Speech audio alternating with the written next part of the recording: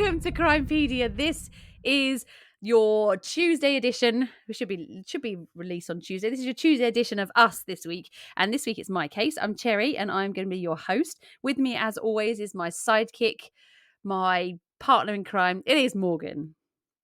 Hello, Cherry. Hello.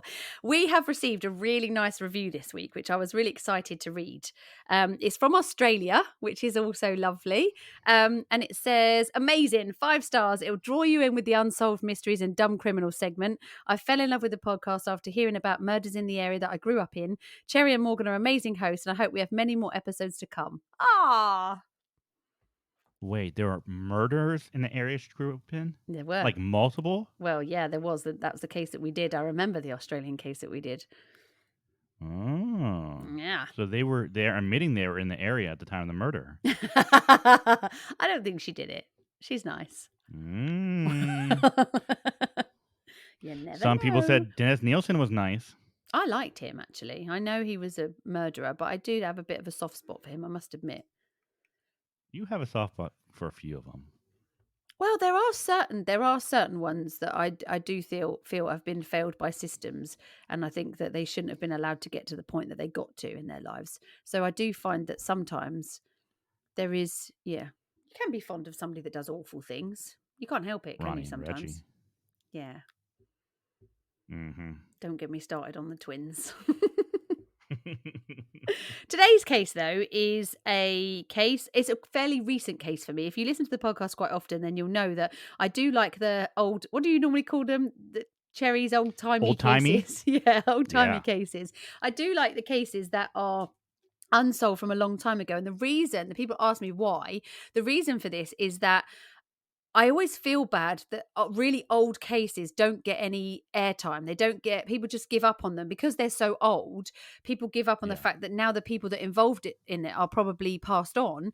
And I always feel for those victims because we have so many new areas of technology that can help old cases, and it's proven because old cases have been solved with nowadays technology. And I just feel that we still need to look at old cases. We still need, regardless of the fact that they're from the 40s or the 30s, that person still was unlawfully killed, and you still need to have answers even though they're not with us anymore. It's a good idea. I just think it's a really good idea to try and get these answers to these cases.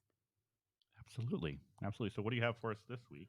So today's case is from the 90s, 1991. Okay. And today's case is the murder of Alison Shaughnessy.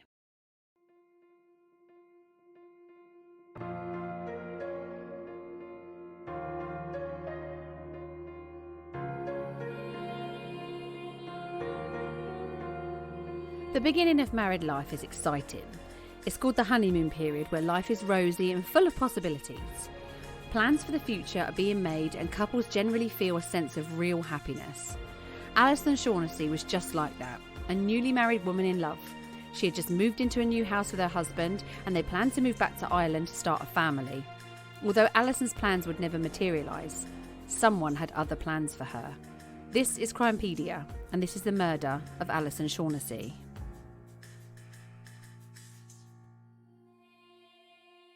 Okay, Morgan. So Alison Shaughnessy was born Alison Blackmore in London on the 7th of November 1969. She was part of a very big Irish family. When she was 16, she worked as a clerk in Barclays Bank. It was there that she met her future husband, John Shaughnessy, as he was a purchasing manager for the Churchill Clinic in Lambeth. Now, he was born in Ireland and had moved to London as well. And now in the spring of 1989, John and Alison got engaged. She was 21, so she's quite young. They got engaged and they decided to go back to Ireland to get married in Piltown, which is in County Kilkenny. And this is where Alison has spent a lot of time as a child. They got married on the 23rd of June, 1990. And she'd already started telling her friends that she was really keen to start a family with him, but she wanted to move back to Ireland, and that's where she wanted to bring up her children. I can understand that. It's, London is busy. Ireland, a nice quiet town in Ireland might be lovely. So in January 1991, Alison and John moved into their first home together. They moved into a flat, 41 Vardens Road in Battersea. Now, Battersea is in London. It's in the London borough of Wandsworth, which is southwest, I think, southwest of London. Correct me if I'm wrong. Okay. There's a massive big park, beautiful park in London called Battersea Park, and it's home to the famous, I don't know if you've heard of it, the Battersea Dogs Home, which is this I huge don't know. dogs and cats home here that rehomes, stray dogs, stray cats, that kind of thing. There's like TV programs about it and stuff. It's a really well known landmark of London, Battersea Dogs Home. So Alison and John had moved into this flat, and it was about 400 meters, which I think is 440 yards from Clapham Junction Station. My maths is not great, so if that's wrong, I apologise. Now, despite only being married for a short time, there were rumours that Alison wasn't the only woman for John. He had struck up this Okay. friendship with another 21-year-old. She was his work colleague, sorry, a girl called Michelle Taylor. I say girl because she's 21, and I feel like 21 isn't an adult, but it technically is, isn't it? So yeah, a woman, let's say, called Michelle. That shows my age there. A woman called Michelle Taylor. Now, before he and Alison had moved to Vardens Road, she had lived 2 rooms away from him in the staff accommodation at the Churchill Clinic. I don't actually know what the job was, but apparently they had this job together where they had separate jobs, but they had this job together where they would like arrange flowers or look after a garden at the clinic. So they would do like gardening together or something, or arrange flowers. It wasn't really clear, but I know it had something to do with flower arranging at this clinic, that they used to use it as time together, if you know. So obviously it was like, oh, we're going to go and arrange flowers. Now, colleagues had noticed that they had spent a lot of time together when he didn't live with his wife. And even after the wedding, they still continued to spend time together. And colleagues thought that that was a bit, a bit strange. It was rumoured that they spent the night together quite frequently before he actually moved in with Alison. And Michelle Taylor's sister, a lady called Lisa, she was 18. She also worked at the clinic. So both sisters worked there. John worked there. Michelle wasn't keen on being John's bit on the side and was really hoping that Yeah. he would leave Alison for her. I think, as most Mm. mistresses do, they always think that there's that, that slight chance that he's going to leave the wife and you're going to have him to yourself, kind of thing. So on Monday, 3rd of June, 1991, Alison had finished work at about 2 minutes past 5. Now, this time is completely undisputed because her clocking out card had recorded the time on it as she left. She would have walked Yeah. from the bank that she worked at after leaving work to the bus stop. She would then take the bus to Waterloo, and then from Waterloo, she would take a train to Clapham Junction and then walk the 400 metres back to her and John's flat. So the police estimated that it would take 35 minutes without any delays, about 35 minutes, and she would be back home. So they estimated she should get home around 5:37. Later that evening, about 8:30, I believe, John was given a lift home from work to the flat by Michelle Taylor. Now, Michelle came in with him, supposedly because she wanted to say hello to Alison, which I think that's a bit weird. As a mistress, wouldn't you want to stay well away from the wife? Yeah, you would think so. You wouldn't want to kind of, I don't know. I'm not a mistress. So I've never been a Unless I mistress. don't know, So, unless there was some sort of control that she wanted to, like, kind of feel over her, like, oh, like an inside, like you know I'm what I doing mean? your man kind of thing. Yeah, like, she wants to feel better about herself, so kinda, like she kinda puts herself into her life as well, Maybe. you know? Mm, maybe. Well, 8:30 p.m. they entered the flat and found Alison lying in a pool of blood at the top of the stairs. She was dead and she had been stabbed 54 times. And she was lying fully clothed on her front on the landing. She had visible stab wounds on her hands and on her legs. Only 3 of the wounds that she had were deep wounds. The others were mostly I wouldn't say I wouldn't really say, not important wounds, because there are a lot of them, but they're not really deep. The pathologist did say that the wounds were unnecessary because she wouldn't have had to have been stabbed 54 times to kill her. it was a clear case of rage and that he Overkill. yeah, and that somebody had strong emotions and they were literally just like letting it all out in one But place. but they also said they weren't deep though? Not all of no, not all of them. The 2 of the knife wounds are fatal. One knife wound had gone 4 inches into her body, which had, penetrated her left lung, and another knife Uh-huh. wound had entered her throat, which cut her windpipe and severed an artery. The rest of them So weren't as deep. so it almost sounds like maybe they were, like, in quick succession Yes, yeah, rather than, like, you know, one big at a thrust, they're time. just kinda Yeah, quickly. yeah. So, like, Okay. rageful, like, really kind of frantic maybe is a better word, a bit frantic. So the pathologist Mhm. also said that he believed, or she believed, because I don't actually know what the pathologist was called, that they believed that the injuries could not have been made by somebody of great strength, and that they believed the attacker was a woman. The attack wouldn't have taken any longer than 2 to 3 minutes, and it was confirmed that Alison had fought with her assailant after the attack had started. Now, she was still conscious when the killer inflicted another 24 wounds to the front of her body, which is the one where she cut her neck and windpipe, and the murderer continued to stab her even after she fell to the floor. Oh. So this person is obviously angry, you Yeah. know? Oh, no, This is absolutely, somebody yeah. who's got a personal this is a personal thing to stab somebody. You're very close proximity. It's a tough thing. It's a tough thing to stab somebody that many times and to not be in a frantic, frenzied state, you know. Alison's post-mortem resulted in them saying that the time of her death was about 6 p.m. that evening. So we know she got home at roughly 5:37 and they believe she died at 6. So if Alison had got home at 5:37 as police believed, it seemed she would have been killed minutes after entering her flat. However, there were no signs of a break-in. She had taken time to pick up her post as she came in because it was there with her. The police then came to the conclusion that this suggested that she was comfortable with her killer, as they believed that the killer came in with her. So she therefore therefore concluded that she likely knew her attacker. There were examinations made of the windows of the flat, the drain pipe outside, the exterior roof, and it seemed that nobody had attempted any kind of forced entry. If an intruder had climbed up the drain pipe or climbed onto the flat roof, then they almost certainly would have left either fingerprints, shoe marks, scuff marks. The moss on the roof and stuff would have been kicked off. There Yeah. would have been ways to see that they had been up there. Experts found nothing. So straight away, suspicion goes to John because he's the husband. That's the way it goes. John was found to have a cast iron alibi for the murder. He was at work, so he had a cast iron alibi, and he was Okay. therefore eliminated from inquiries. So the police began Okay. the initial inquiries, and it soon became apparent that John wasn't being faithful to his wife. So the immediate suspect became Michelle Taylor. Alison was completely unaware of anything that was going on between John and Michelle. But police learned that Alison really didn't like Michelle. You know, you get that kind of gut feeling about somebody. She really didn't like her. Now, apparently, John had spent the night before his wedding to Alison having sex with Michelle.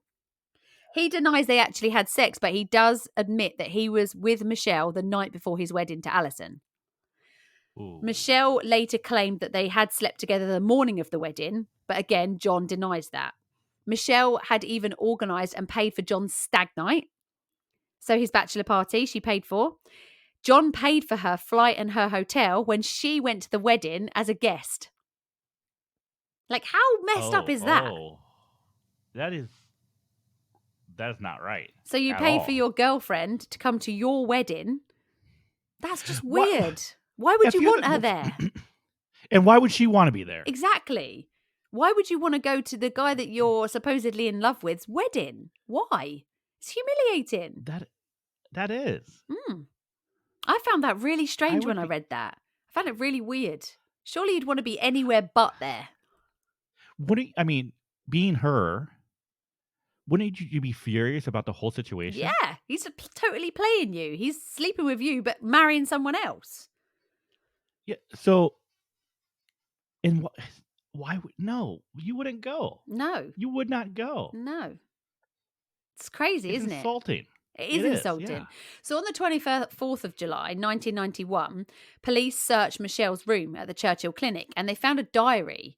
And this diary is where she recorded her daily thoughts. Now, I don't understand why people keep diaries. If you keep Yeah. a diary, someone's going to read it. I don't understand why people do it. If you need to get stuff out of your head, write it down and burn it. If you're going to be writing stuff like this. So in the diary, there were excerpts in the diary where she had talked about John quite a bit. And in one part of the diary, she had written, "My dream solution would be for Alison to disappear as if she never existed." Oh my god. So obviously to police, this Okay. was a clear motive. Obviously, they know Yes. that they're having some kind of affair. They know that she's obviously going to be angry about this affair. And there you go. There's your motive for murder. In the first three statements to police, she made no mention of the affair with John. They even asked her if she knew if John had any extramarital affairs, and she said no, she didn't know, but that she did say that he had affairs with other women. And she claimed that she didn't really know John or Alison and had never been to the Vardens flat before. Okay. Police found Okay. that when she entered the flat with John, Michelle was the one that picked up Alison's body from the floor. I found that very strange. Very, very strange Yes. that the woman out of the two would pick up the person from the floor. Bearing in mind that's his wife. So police thought that this Yeah. was intentional because Michelle picking up Alison's body meant that any forensic evidence on the body that linked her to the body could be explained by the Mhm. fact that she picked her up, which I think genius. Yeah. Well, yeah. Very cleverly done. That's a very clever way. Yes, yes. If she had killed her and he was unaware of it, that was very clever way to make her look like she's caring and actually Yes. get herself, the forensics. Well, actually, I picked her up off of the floor. That must have been how it happened. So to me, if she killed her, obviously premeditation, that makes me think that this is not a crime of passion that's happened there and then on the spot by accident or in a fit of rage just there and then. This suggests to Yeah. me premeditation. So there were fingerprints found on the inside of the front door at the flat. The Oh. fingerprints were from Michelle and her 18-year-old sister Lisa, despite the Oh. fact that Lisa claimed she had never been to the flat before. Now her fingerprints are there, and so are the sisters. How did they end up there? Well, they'd You never know? been there, so how did they get there? You tell me. Well, a doctor came forward, a witness, a doctor called Dr. Unsworth White, came forward to inform Mhm. police that he had seen two women hurriedly coming out of the flat at 5:45 when he was cycling past. Now, police believe, obviously, this was the Taylor sisters. He said that one woman had a ponytail, which is how Lisa Taylor always wore her hair. He said that he'd never seen them there before. And obviously, this sighting was quite important because of the timing. If you remember, the pathologist gave Alison's time of death at around 6. We know she returned at around 5:30. So there you go. And Dr. Taylor also picked out Lisa Taylor. Oh, sorry, Dr. Unsworth also picked out Lisa Taylor at an identity parade. So it's not looking good for the Taylor Okay. sisters at the moment. No, not at all. And on the 7th of Not at August, all. the Taylor sisters were arrested for the murder of Alison Shaughnessy. So what did the Not a shock. sisters have to say about this? Both of the Oh, I'm sisters waiting. denied murdering Alison, of course. Okay. They both Yes. said that they were at the clinic watching Neighbours at the time of the murder between 5:30 and 6 with Okay. a friend, and that earlier on in the day had been in Bromley. Now, I believe that there was some activity on one of the sisters' bank cards at an ATM somewhere about 2:30, 3 o'clock that day. I don't know what significance that has, but I know that it was mentioned quite a few times in court. So the friend of the sisters who said that she was with them was a lady called Jeanette Tapp. She did tell police that she was with the sisters at the Churchill Clinic from 5:15 onwards, which then gave them a pretty good alibi. Because if they were with her at 5:15, there's no way they could Yeah. have killed Lisa at 5:30 to 5:45. So Jeanette Tapp was brought in for interview. I believe she was arrested and she was brought in for interview. And while she was being interviewed, she totally cracked, like totally Oh cracked. god, yeah. And she admitted that the story was false. And she had provided them Of with an course. alibi to cover for them because they were her Wha friends. Honestly, I know. So she revealed that she'd actually been out shopping with her mum that afternoon and hadn't got back to the uh flat at the clinic until 7:15, where she saw the sisters. They had told her they had been there since just after 5. So she's going on what they've just told her and said, yeah, okay, they were with me, like an idiot. The yeah. detectives told the Taylor sisters that their alibi had been destroyed. And then all of a sudden, the lawyers agreed that both their clients now go no comment from then on. It's not looking good for them They are at all. screwed, aren't they? So on the 6th of September, the Taylor sisters' father was charged with possession of an offensive weapon, which was he had been found to possess a 10-inch knife when the family home was searched, when the Mm, daughters got arrested. So whether okay. or not that was his knife or whether or not he had it at home for somebody else, because the girls Yeah. didn't obviously live with mum and dad, they lived in residence, and dad has got this 10-inch knife at home. Does it belong to him and he's just taking the rap for the daughters, or is it actually his? Oh, 'cause aren't usually, like, those, like, knives like that, they would come in a set, so wouldn't you be able to tell, Mm, like, yeah, this comes from his yeah, set, or does do one of the sisters have a set that's missing a knife? yeah. It's Or is it interesting. just a random 10-inch knife at home? I'm assuming they took the knife and they did forensics on it. I guess, but I don't know what happened with the forensics. I couldn't find anything to tell me if that knife was of any significance. Yeah. But it's just See, that because he did get arrested for that. I would imagine that if there was some forensics done on the knife, there would be, and if it was used in the murder, Mm, that there would be something that they would be able to pull from it, because there's, like, on those knives, there's so many, like, little yeah, crevices yeah, that things like blood could get into, and yeah. they should be able to determine if it was used in the murder. I mean, unless they cleaned it thoroughly, which it seems like It's most times unlikely, isn't it? when yeah, I think it's unlikely, yeah. But also, I think if it had have been used in the murder, I'm sure it would have been brought up in court, and I'm sure it would have been Mhm. mentioned in all of the stuff that I've read, sorry, and I haven't seen anything written about it. So police believe that the Taylor sisters had left the Churchill Clinic at 4 p.m. They think Okay. that they had driven to Vardens Road and waited for Alison to come back. They believe that they claimed that they had to collect something from the flat for John, which you would do. Okay, they work together. That's a plausible explanation. They I could be. guess. Alison knew of them and so obligingly let them in, picked up the mail on the mat, and then would be followed upstairs by the sisters, and then they attacked her. So the police think that as they ran out, they were seen by the doctor, and then they sped off in the car, driving the 10-minute journey back to the Churchill Clinic, where they were seen arriving at 6 o'clock.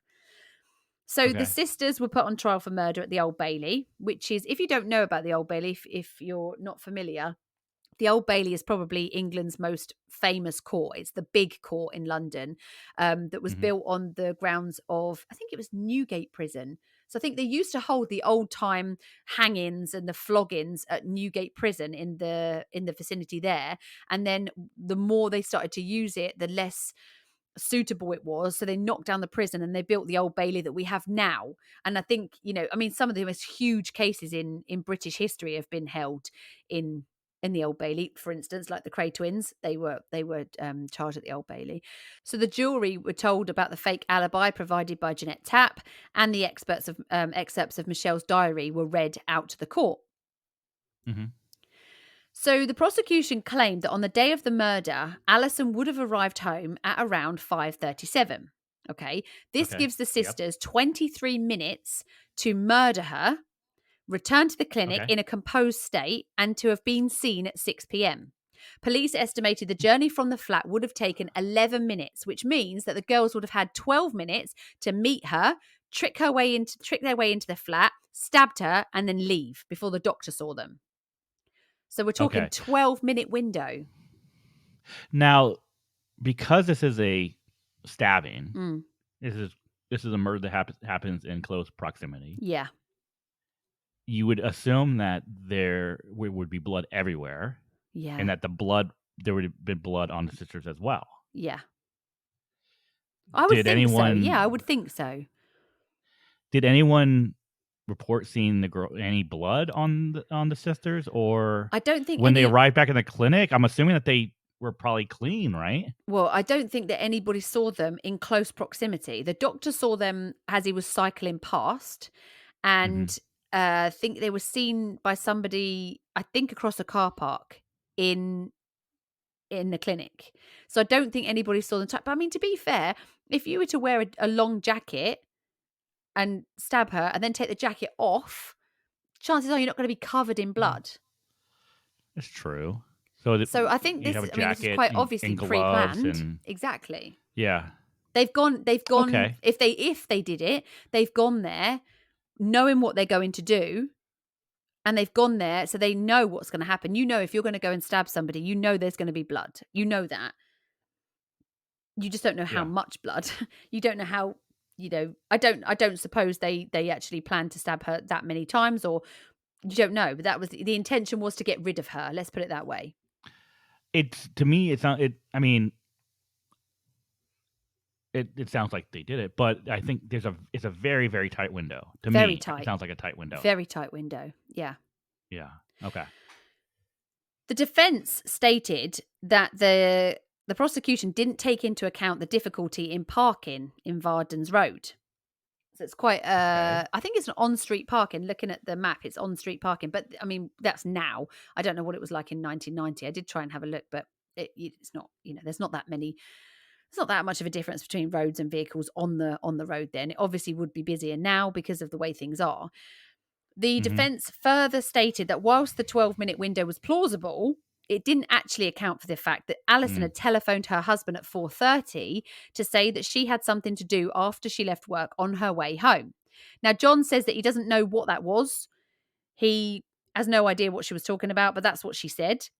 It also didn't account for the fact that the upstairs neighbour to Alison's flat said that when he got home at 5:45, he had found that the mortise lock to the front door was still on, which means that Alison hadn't come home because the lock it would have been locked. That meant that nobody was in the building. That's what he's saying. Okay. And that Further was still, 5:45. that was 5:45, 5:45 you he said? says. 5:45, Okay. yeah. Further still, it was heard that a 73-year-old woman who is a bit of a nosy neighbour, can we use that? But that kind of, one of those Yes. Oh, yeah, yeah. curtain Yes. twitchy Mhm. ladies, had watched the world go by from her window. She said that she had seen Alison come home, described accurately what she was wearing, but said it must have been after 6 p.m. because the 6 o'clock news had already started. So that would put the sisters already back at the clinic and Alison just coming home. But Oh, I don't like this. I don't like this because the doctor says he saw the girls leaving the flat at 5:45.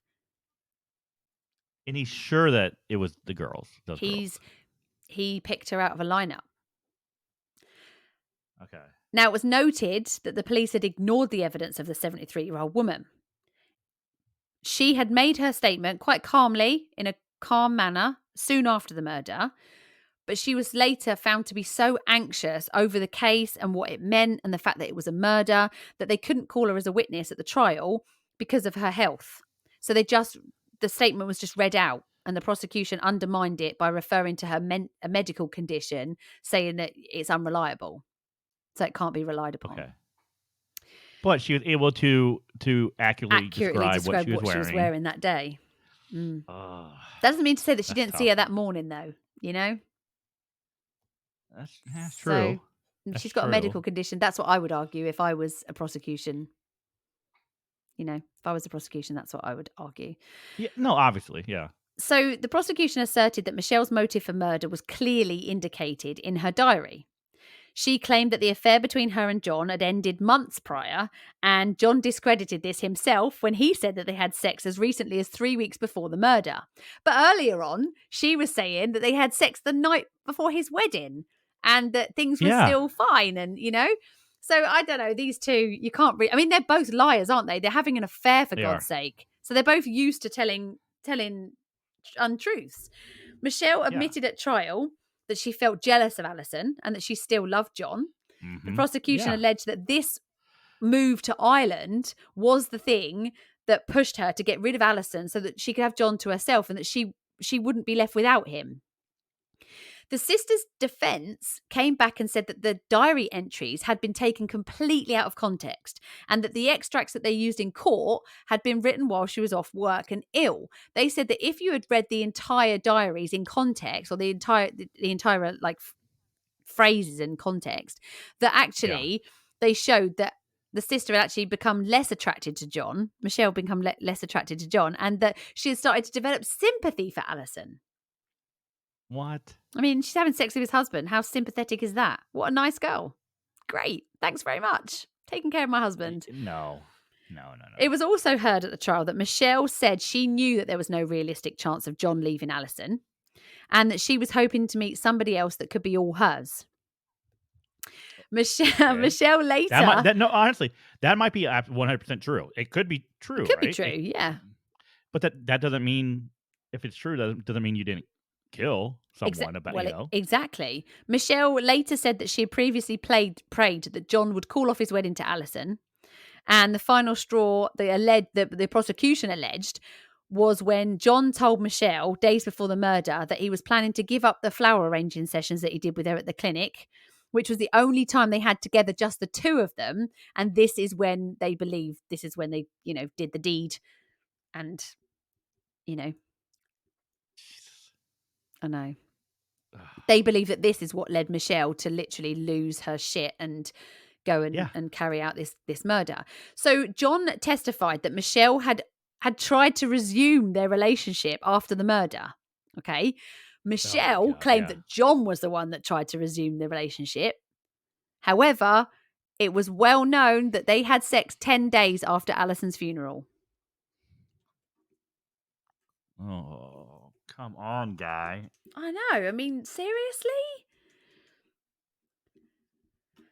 Like, you have to have some idea of, Decency. even if 10 days after. Well, yeah, besides decency, your wife is murdered. You have a mistress. You have an affair. Even if you don't know for sure, there has to be something in your back of your mind that maybe this woman had something to do with it. Yeah. With the death of your wife. Yeah. But if yeah, they didn't plan it together, you would think that, wouldn't you? Surely, if you weren't part of that murder, surely you would think, did she kill my wife? Yeah. But no, you're like, okay, well, yeah, wife's dead, so just go ahead and keep on keeping on. Well, listen to this. Evidence was also heard at the trial that the pair had an interest in violence. Lisa had once stabbed a dog to death in Southend-on-Sea. What? Yep. Michelle had an interest in knives and other weapons, which she slept with in her room at night. It was known that both of them took part in jiu-jitsu. And obviously jiu-jitsu is a martial art that teaches fighting with knives and bare knuckle fighting. Yeah. And obviously their dad was arrested for possession of an offensive weapon as well. But when I read that and I was like, what? Lisa stabbed a dog to death? How the hell did that come about? That is psychotic. So then this made me think, okay, if that's the case then, Lisa stabbed a dog to death. I wonder if Lisa is upset that her sister's being treated the way she's being treated and she's gone to make her sister happy and she's killed Alison to get the problem out of the way and make her sister happy. Oh, wait. But she brought her sister along for it? Well, no, what I was wondering is, I wonder if they've gone to the house for a legitimate reason, but the sisters thought, okay, this is a good opportunity. You can get us in there and then I'll get rid of her. Oh my God. I'll be the one that gets rid of her. That's what that was my initial thought as soon as I read that. I just thought, oh, okay. The sister bond is strong, that sisterly bond is strong. I'm wondering whether maybe Michelle didn't know that was what she was going to do and that she just went there and the sister freaked out and was like, there you go, I've got rid of her for you. Yeah. But I think it's planned. I think they both knew what was going to happen, regardless of who actually did the stabbing. I think they both knew what was happening. So at the end of the trial, it was only 5.5 hours of deliberation. The jury found the Taylor sisters guilty of murder by unanimous verdict. Michelle Not Taylor, surprising. Good. not surprising at all. Michelle Taylor was imprisoned at HM Prison Holloway. Lisa was sent to a young offenders institute because obviously, remember, she was 18 when she was sentenced. So obviously this case got a lot of attention because this is a quite unusual case in the press. This is very unusual that sisters would carry out a brutal murder like this. And there were a Yeah. few people campaigning for the girls because they believed that their conviction was a miscarriage of justice and that they were innocent. There was an appeal launched in 1993, and their defence team found that the initial notes that were made by the police officer that had been speaking to Dr. Unsworth White when he first reported the sighting of these two women coming out the flat, the defence said that the doctor had initially said that one of the two women may have been black, even though he immediately corrected himself and said, no, they were both definitely white. But the defence jumped on this and said that the Taylor sisters couldn't have been the two women that carried out this murder, and this evidence should not have been presented at trial. They also said that the doctor only picked out one of the sisters in the lineup, and so his testimony shouldn't have been counted because he didn't pick out both of them. So also at the appeal, it was Okay. heard that there was a window in Alison's flat that had been forced open and some jewellery had been stolen. Well, this has never been heard of before, but this came up at the appeal. Now, Okay. the defence also presented evidence that there was another attack on other women in Battersea, one of which was this is the quote, it was described as strikingly similar to the murder of Alison Shaughnessy. It was also heard that the Yeah. police had been provided with details of a man who had confessed to somebody else in quite a distressed state that he had killed a woman in Battersea. However, it was noted that the court knew nothing of this. So the prosecution, QC John Nutting, was heavily criticised because he defended the conviction at the appeal. He declared that the fact that the document hadn't been discussed with the doctor at the trial was unjustifiable, and the investigated officers, although were very sorry, were wrong. And because of this, and after concluding that the press coverage of the case may have influenced the trial, the Court of Appeal Get out of here. acquitted the Taylor sisters, and they were released after spending just a year No. in prison. Get the fuck out of here. I know, I knew this was going to make you mad. Seriously? They were acquitted after only a year in prison. Now, John Shaughnessy was said to have been totally disgusted by the decision. The court had considered a retrial, but decided against this because they said that they don't believe the girls would get a fair trial now that the media had got hold of all of this. So in 1995, the Taylor sisters attempted to prosecute the media, like the newspapers that were involved in it, saying that the media had resorted to O.J. Simpson style reporting by their comments on the case. Okay. Get It was out of heard here. that the newspapers, in particular the tabloids, had started this splash coverages with headlines such as "Sisters Knifed Bride 54 Times." Another one was "First Pictures of Sisters Accused of Murdering Bride." And they're saying that basically this just reinforced the guilt in the mind of the readers. The High Court judges disagreed, and this was thrown out. So the appeal was unsuccessful, or this prosecution was unsuccessful. Now, in July of 2000, right, it was revealed that the Taylors had instigated a compensation claim against police because they said they were it was something about their imprisonment, something about how they were treated whilst they were in prison. But apparently it was then dropped because a civil case investigation team had started to expose evidence that their defense team had intimidated witnesses in the original trial. So they Oh dropped all my the cases. God. They were like, no, let's not follow this because they're digging up all this stuff that we did wrong in the first place. So they were like, we'll forget about that and we won't start, picking things up. Now, the Taylor sisters have since married. They've got their own children. They've started new lives. John has also remarried. He has his own children. He's moved back to Ireland. In September 2000, the Metropolitan Police began an 18-month reinvestigation into Alison's murder. No new evidence was found, no new suspects were found, and it was decided they weren't going to investigate the case anymore as no more could be done. However, they considered whether Michelle and Lisa could be charged with perjury or perverting the course of justice. Now, they couldn't be recharged Okay. with murder at this time because of those double jeopardy laws. And Alison's family have always said that they believe the Taylor sisters were responsible for Alison's death. In Yeah. 2020, it was 2001. Okay, a book about this case was published by a guy called Bernard O'Mahony, and I think it was co-written Okay. by a guy called Mick something. Now, this book is called The Dream Solution. You can get it on Amazon, $2.99. Bernard is a British author, okay, a former soldier, used to be in nightclub security. He's written loads of crime books, loads of books about Essex boys, criminal underworld. He had originally been one of those people who campaigned for the release of the Taylor sisters before he had an affair with Michelle Taylor. Oh my God. But Okay. listen to this. He confronted her about the murder, and she broke down and confessed to him that she was guilty. So from then on, he has been campaigning to have them reconvicted.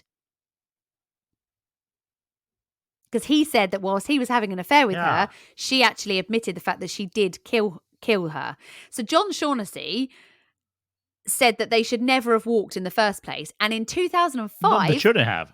the double jeopardy law changed in England and Wales, which means that Okay. individuals in certain circumstances are allowed to be retried for crimes after a previous acquittal as long as there is new evidence. Okay?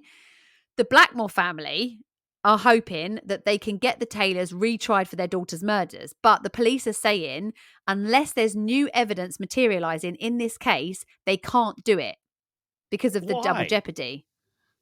Because But they this is need that. here's the That's thing. This part is of the what law, isn't it? this is what's blowing my mind. The fact that they were acquitted Yeah. rather than just saying throwing out the conviction, right? Yeah.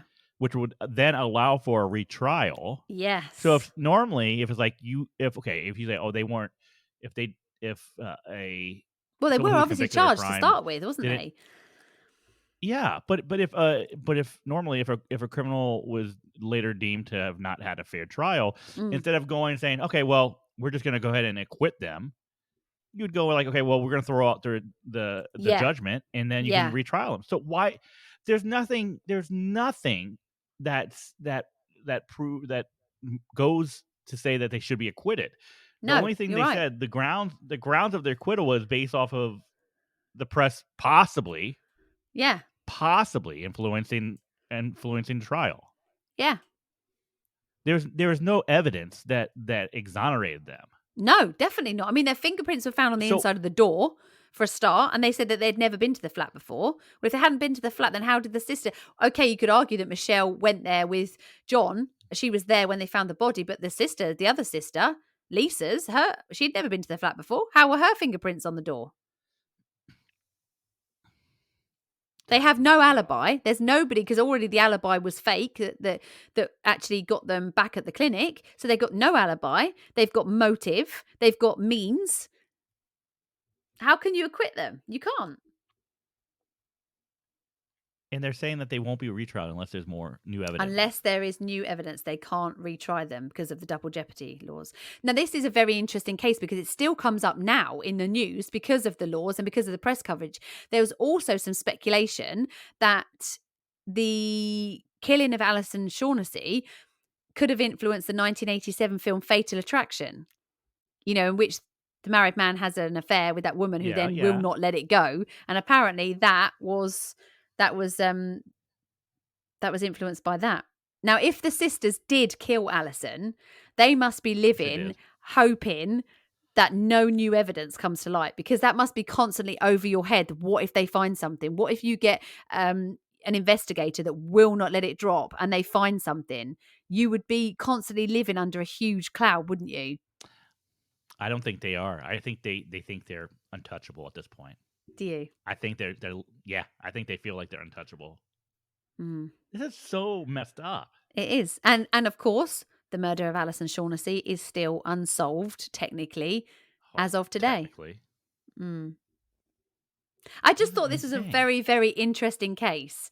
And it's quite obvious. I mean, it's quite obvious to me who the murderers, who did this. I think it's quite obvious to everyone else who did this. But it's very interesting that this is what happened and how it got thrown out and how they were released a year after prison. And the fact that somebody who was previously campaigning for them to be released then had an affair with one of them, and then now is adamantly campaigning that they get them back into prison because she did actually kill Alison.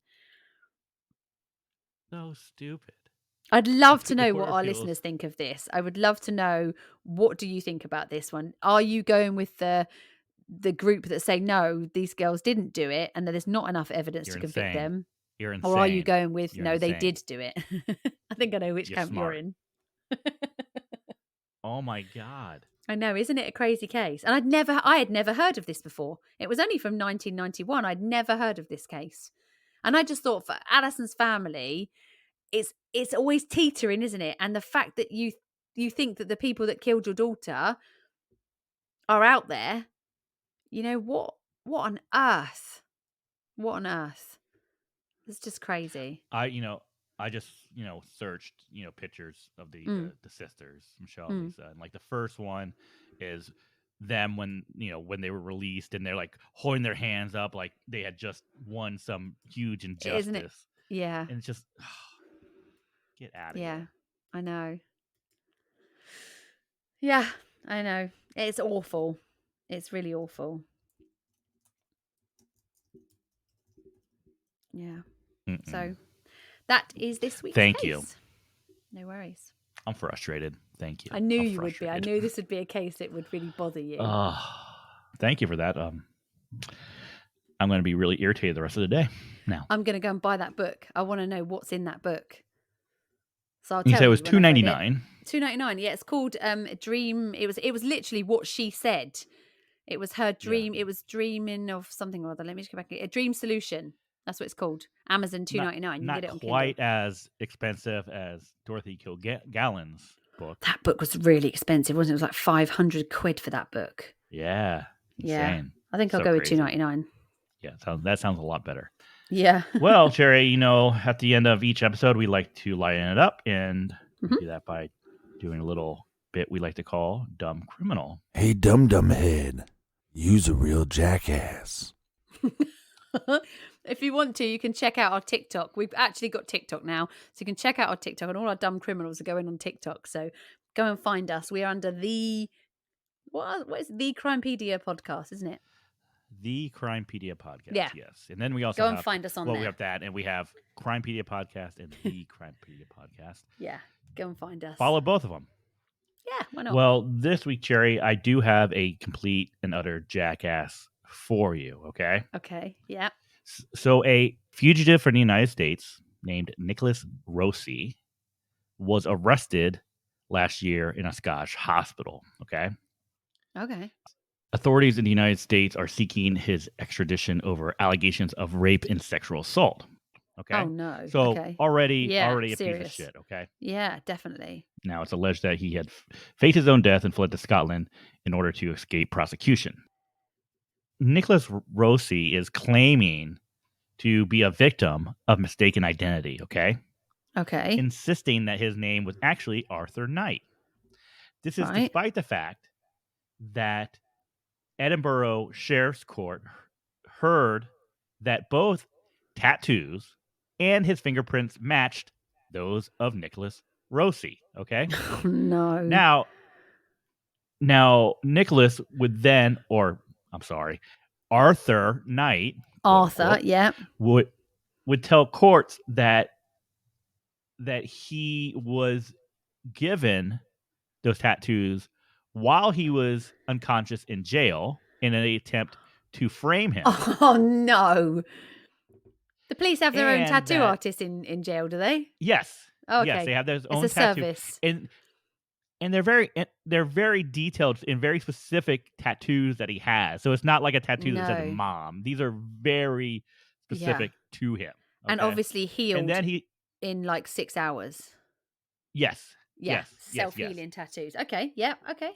And he also claimed that the fingerprints had been meddled with and had been taken from him by an NHS worker called Patrick on behalf of David Levitt, who is a Utah County lawyer, a lawyer from the United States. So he's claiming that his fingerprints were faked, in that while he was in prison, while he was in hospital, he was given these tattoos in an attempt to frame him, right, and set him up.